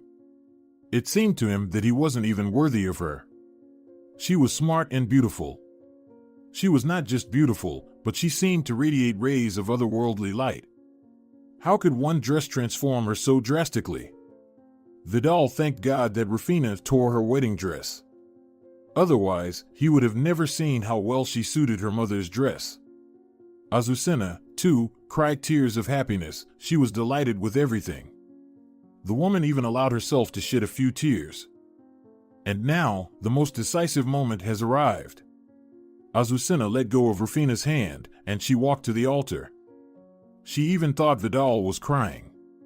But the guy quickly regained his composure. The angelic music faded away, and silence fell in the hall. The wedding registrar, a young brunette with glasses and a dazzling smile, approached them. Good day, dear guests and newlyweds, greeted the wedding registrar. Dear bride and groom, you possess what millions seek, but only the chosen find, that is love. It is love that unites hearts, destinies, thoughts, and aspirations on the path to the great art of married life. Living for the happiness of a loved one, creating a family, this is the beginning of a noble union of two loving hearts. Today is the most beautiful and unforgettable event in your life. From this day forward, you will walk hand in hand through life, experiencing joy on happy days and sorrow in adversity. But before you say, perhaps, the most important words in your life, let me remind you that it is love, the feeling that brought you together, that will forever remain an unchanging guarantee of your happiness. And now, in the presence of your dear and close ones, I ask you, Vidal, do you agree to take Rufina as your wife? To be with her in joy and sorrow, in wealth and poverty, in sickness and health, until death separates you? I do, the groom sincerely replied, looking into the eyes of his bride. Rufina, do you agree to be the wife of Vidal, to be with him in joy and sorrow, in wealth and poverty, in sickness and health, until death separates you? I do, Rufina exclaimed. She couldn't wait to finally become Vidal's wife. Everyone dreams of being happy, but does everyone remember that they themselves are the creators of their own happiness? The registrar continued. Today, you embark on a new path in your family life, and only you have the power to make it happy.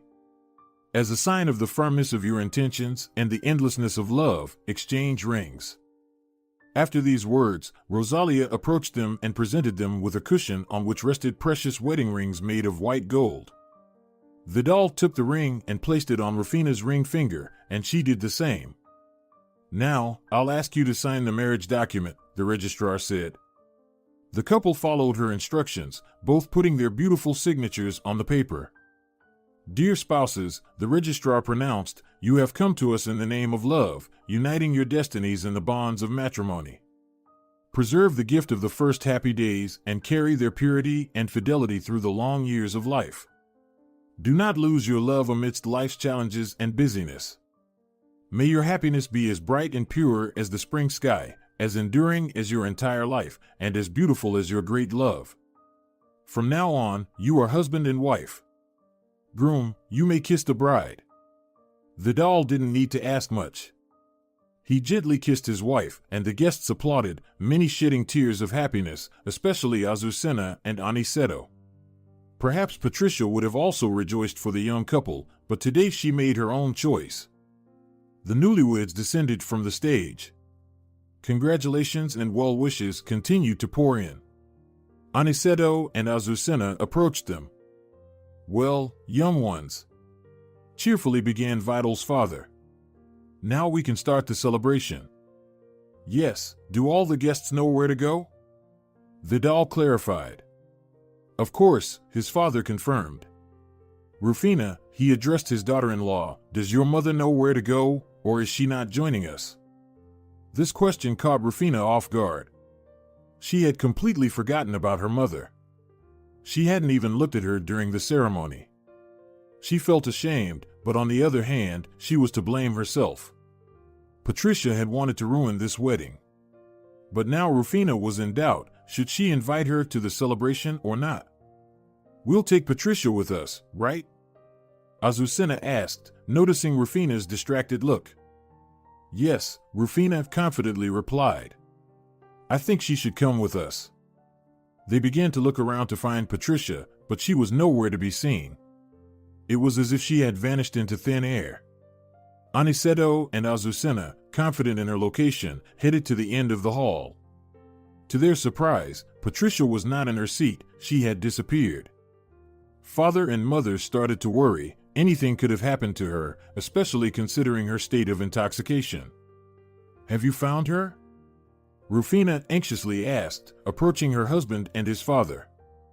No, they replied in disappointed unison. Where could she have gone? Rufina couldn't hold back her anxiety. The hall was nearly empty. Some guests chose not to attend the celebration and headed home. Others had already left for the address provided by Aniceto. Patricia! The newly acquired family members shouted, "Mom!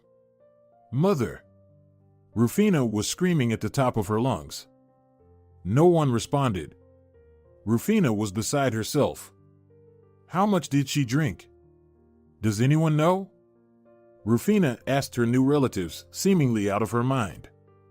No, Vidal lied. Azucena looked at her son disapprovingly. She approached Rufina and admitted, "We gave her strong moonshine." "What?" Rufina exclaimed in fear. "We didn't know she would run off somewhere." Vidal began to defend himself.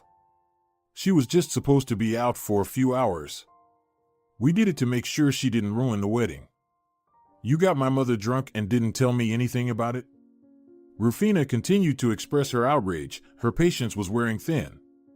"We thought it would be better this way. She would have spoiled everything, Rufina." Vidal justified himself. "Whether she would spoil it or not, she is my mother. You told me that yourself, and now, honestly, it feels like a real betrayal," Rufina said.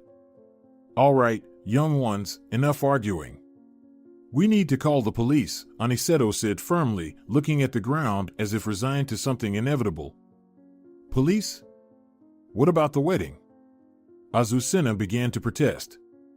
"The bride's mother is missing. Do you think it's a joke? She's drunk, anything could happen to her."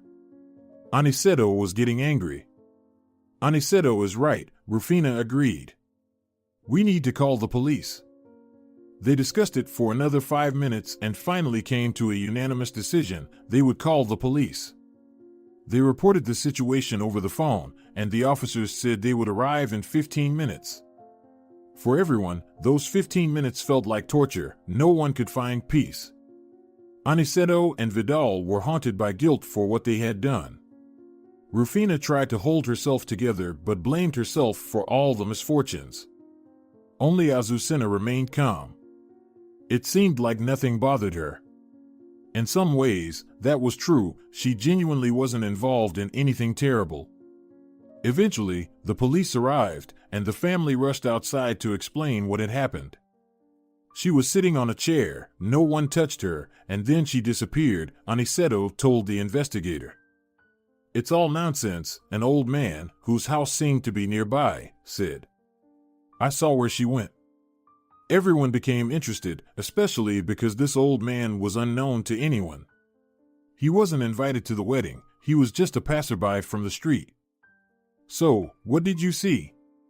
the investigator asked, pulling out a new sheet of paper. "This woman came out of the building where the wedding was. There was a commotion in the yard, so I went out to see what was happening. I see her walking towards a car, swaying. Suddenly, 2 guys appeared out of nowhere, threw a bag over her, and took her away. It turns out there was a car parked far away. They took away your mother-in-law." The old man grinned. "I don't know where, but those were clearly not good people." "Damn." Rufina swore. Her troubles seemed to be never-ending. Rufina and Vidal left, while Aniceto and Azucena stayed to listen to what the investigator had to say. "Well, for now, there are no leads," the police officer sadly said, studying his notes. "There is," the old man said, muttering through his teeth. "There was some orange graffiti on the car. Kids probably drew on it, and it didn't come off." Returning Vidal joined the conversation. "I can help in the search." "Mom, can you keep an eye on Rufina?" Azucena's son asked. "Of course, dear," she said sadly, and she went to her poor daughter-in-law. The police officer reported everything described by the old man on his radio. The next day, they found the car not far from there. Of course, there was no talk of any celebration. A large-scale investigation was underway to find Azucena's mother. The whole night and day, Rufina was on edge, frequently taking sedatives. Azucena had been by her side the entire time. Vidal also tried his best to support the poor girl. As soon as information about the discovery of the car came in, Aniceto, Vidal, and the sergeant went to the location. There was indeed orange graffiti on the car, but unfortunately, to their dismay, there was no one inside. Investigator Salvador attempted to trace the car by its license plate numbers, but it yielded no results. He sent the family home, and they returned empty-handed once again. They killed her, Rufina wailed. She's definitely dead. Stop it, we'll find her, her young husband reassured her. A few hours later, the investigator called on the phone. Vidal, we have a lead. We ran the data again and found the owner of this car.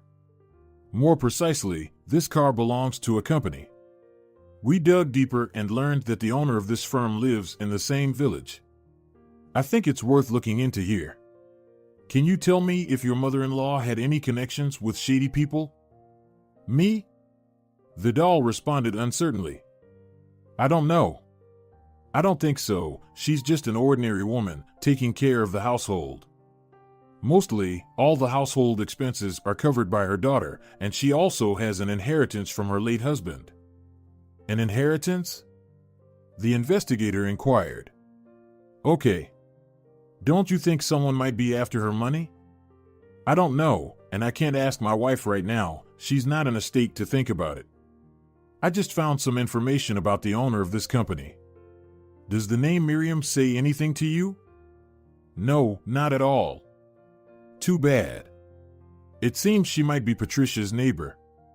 Anyway, I'll be there in 20 minutes to explain everything.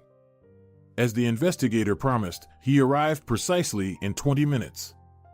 He showed a photo of Miriam, but, as usual, it didn't help. So, they decided to seek assistance from Rufina. The poor girl had been in a severe mental state for 2 days, so Vidal warned the investigator to speak to her gently and not press too hard. They knocked on the girl's bedroom. The door was opened by the exhausted Azucena, who also felt unwell due to Rufina's mood. The investigator wants to ask Rufina something. Vidal explained his unexpected visit. Azucena let Salvador in and left them alone. Hello, Rufina, the police officer introduced himself. I need to ask you about your mother. Do you mind answering a few questions?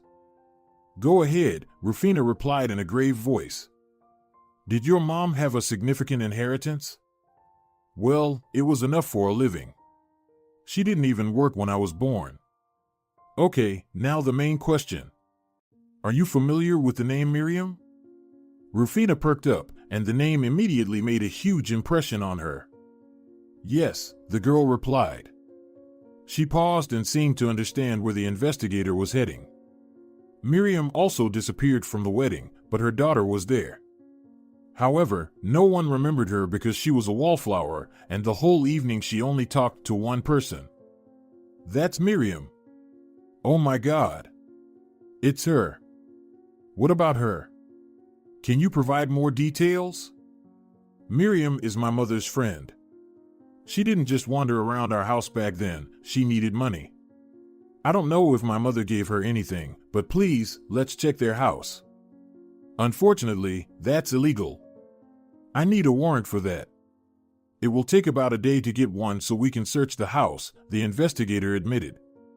Rufina was beside herself with rage.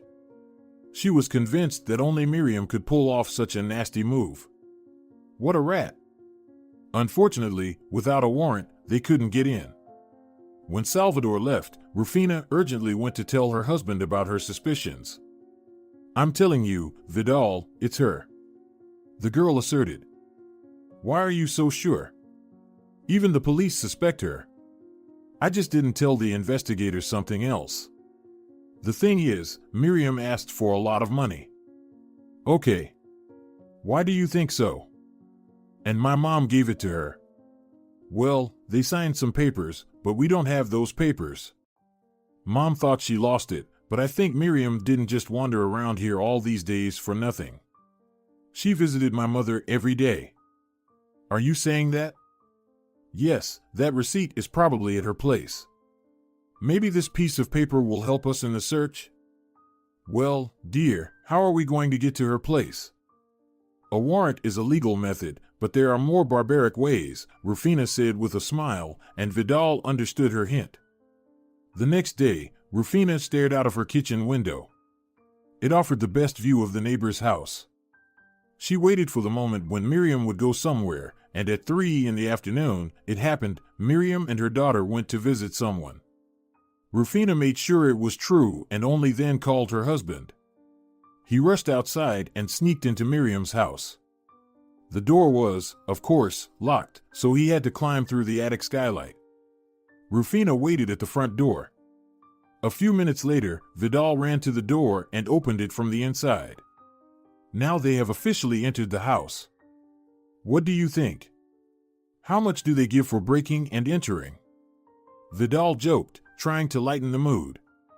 Rufina didn't appreciate the joke.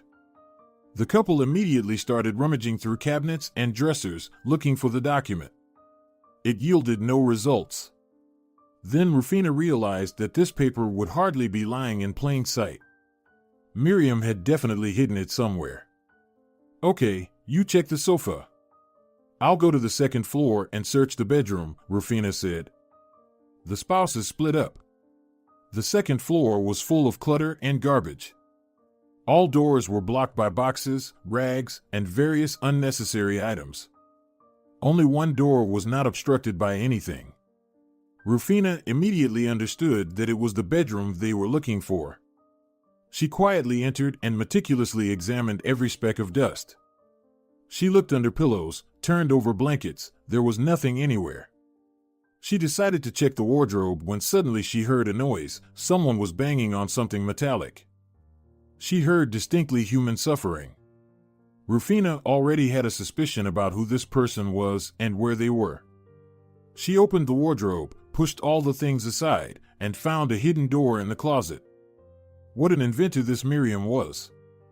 Rufina broke through the wall and found her mother there. The woman was tied up, a gag in her mouth. Unwiped tears streaked her cheeks, and the makeup made her look even more pitiful. Mom! Rufina couldn't hold back and shouted it at the top of her lungs. She immediately lifted her poor mother up. She had bruises on her hands and legs from the ropes, and a black eye showed a bruise. Rufina! I found this receipt! Vidal shouted from the first floor. Rufina ignored his cry. Right now, she had reached her goal. She had found her beloved mother. Mom, who did this to you? Rufina cried, unraveling her hands. Suddenly, there was a crash from below, and Rufina's eyes widened. Vidal couldn't just fall flat out. Something happened. Okay, sit quietly here. She ordered her mother and closed the closet. She listened to the sounds on the first floor. Silence, deathly silence. Rufina had already understood what awaited her. She slowly descended the stairs, but as soon as she reached the first step, she heard a voice. Come down. Stop hiding. Rufina emerged into the light. A gun was pointed at her. On impulse, she raised her hands as if surrendering. She had always been afraid of guns. Even when watching cartoons where weapons were used, she already felt immense fear and horror. Move here quickly. Miriam ordered and pointed to a chair next to Vidal. He sat there, also with his hands raised. Rufina realized that either the end or a happy beginning was about to happen. Give me the receipt, Miriam said sternly, addressing Vidal. He remained silent. She gave him a painful knee to the groin, causing him to hunch over and groan. Where's it? Miriam screamed. Miriam, Rufina said, almost crying. You're doing something horrible right now. It's a mistake, think about it. Rufina began to plead with her, but it seemed to only anger her more. Miriam aimed the gun directly at Rufina's forehead. The girl, as best she could, maintained her composure, but her lips and hands trembled with a slight quiver. If you don't hand over the receipt, your head will shatter into countless pieces. Miriam threatened. I don't have it, Rufina confessed. Rufina felt Miriam's fingers tighten, ready to pull the trigger into her forehead, but suddenly, a squad of police burst into the house. Put the gun on the ground, the chief shouted. Miriam smirked at Rufina, turned to the police, and, with an innocent smile, placed the weapon on the floor. Tie her up. The chief ordered his officers immediately. They quickly put iron handcuffs on Miriam. "You have the right to remain silent," one of the sergeants warned her and escorted her to the police car. Other police officers were scattered throughout the house. They burst into all the rooms, went to the second floor, and found poor Patricia. It was she who had called the police using her cell phone. When Rufina untied her hands, Patricia found the phone in her pocket. Fortunately, the phone, which was rarely used and had the sound turned off on the wedding day, had not completely run out of battery. This saved everyone. Rufina thanked God for her mother. Without her, everyone would already be corpses. "Thank you for your assistance," Vidal said, shaking hands with the officer. "I promise you, we will get to the bottom of this." In the hall, they led Patricia. She looked really bad. Her face and body were covered in bruises and injuries. Rufina rushed into her mother's arms, but they pushed her away since Patricia could have fractures or injuries. 2 weeks passed. Patricia took a long time to recover in the hospital. She was diagnosed with a concussion, a broken leg, and numerous serious contusions. Rufina visited her every day and tried to bring her favorite flowers. "Do you know why my favorite flowers are lilies?" Patricia asked her daughter when she brought a bouquet of these white flowers once again. "No." "Why?" Rufina asked with interest. "Your father and I met in a field, and he gave me lilies, picked from the garden at his grandmother's. Oh, he got into trouble for that. But after that, he always gave me only these flowers." Rufina sat next to her mother's bed, and the woman began crying. "Mom, what's the matter?" Rufina asked, wiping a tear from poor Patricia's cheek. "After all, I got married for love, but you.